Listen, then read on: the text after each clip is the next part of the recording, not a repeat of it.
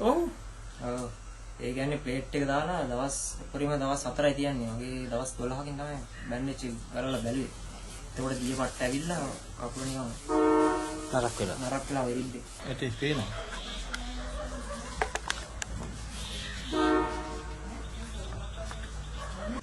මාත්‍යා මේ කොඳු අමාරු. ඉස්සෙල්ලා අපි කොඳු අමාරු ගැන දැම්මනේ. මේ කොඳු අමාරු ගැන කොන්දේ දැන් අමාරුව කියන ඕකට ස්නායු තෙරපියමනේ. මේ ස්නායු තෙරපියම වැඩි වෙලා මෙයා කල් ගිහිල්ලා මෙයා සේවය කරන්න ඉතාලියේ. දැන් අවුරුදු කීයද? 29ක්. අවුරුදු 29ක් එහෙ පදිංචිය. ළමයි ඔක්කොම ඉස්කෝලේ එහෙ යන්නේ. ඉතාලියේ.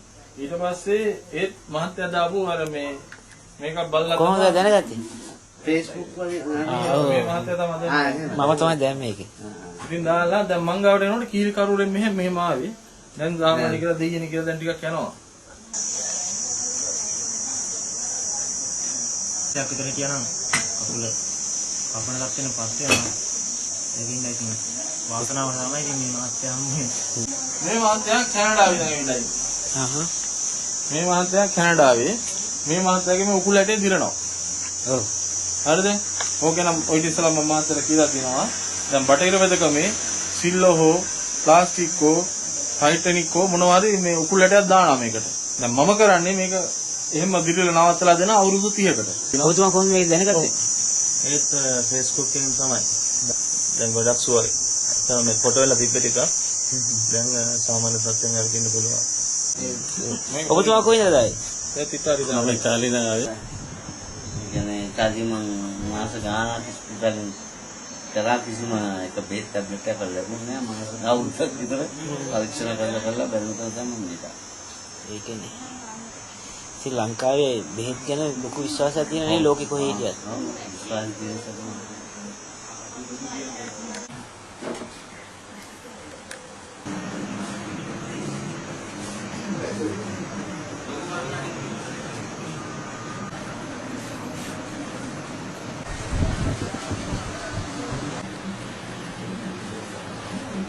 ඔය වෙලො පොඩි වань. අපේ රෝලත් එක්ක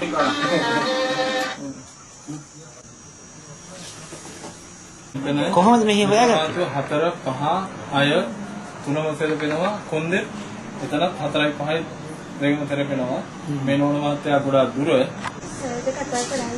උද්දරික මේ රෝහලකින් ලොකු වියදමක් කරලා MRI ස්කෑන් එකක් කරාම MRI ස්කෑන් එකේ තියෙන රිපෝට් එකෙන් තමයි අපි රෝගේ විනිශ්චය කරගත්තේ. මෙහෙම මේ C5 C6 කියන ඩිස්ක් දෙක මේ ස්නායු පද්ධතියට හේතු වෙනවා කියලා. නමුත් මෙතන තියෙන ආශ්චර්යමත් සිදුවීම තමයි වෙද මහත්තයා ඇවිල්ලා පුටුවෙන් ඉඳවලා පිටිපස්ස හැරෙන්න කියලා කොඳුයට පේලියට අත තියලා හරියටම ඔයාගේ මෙන්න මේ අහවල් C5 C6 කියන ඩිස්ක් දෙක තමයි ඉංග්‍රීසි භාෂාවෙන් කියනවනම් මෙන්න මේ කෂේරුකා දෙක මෙහෙම සුසුම්නාව තෙරපෙනවා ඒ නිසායි ඔබට මේ අමාරුව ඇවිල්ලා තියෙන්නේ කියලා කියන එක ඇත්තටම හරිම විශ්මිත දෙයක්.